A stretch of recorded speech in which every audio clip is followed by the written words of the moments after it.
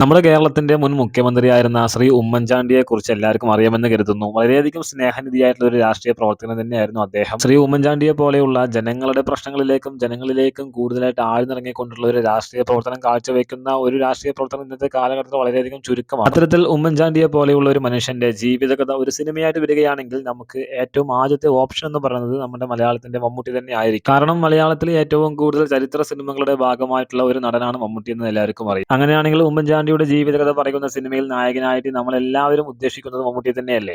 അങ്ങനെ തന്നെയല്ലേ? അതെ എന്ന് തന്നെയായിരിക്കും ഉത്തരമെന്ന് ഞാൻ വിശ്വസിക്കുന്നു.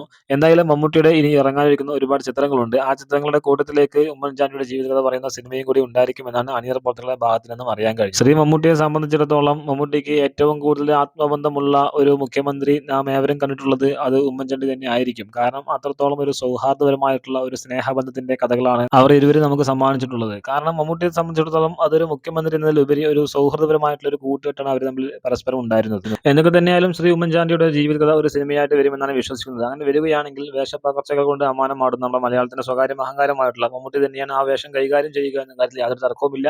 കാരണം അതുപോലെയുള്ള ഇൻഫർമേഷനാണ് നമുക്കിപ്പോൾ കിട്ടിയിരിക്കുന്നത് തന്നെ.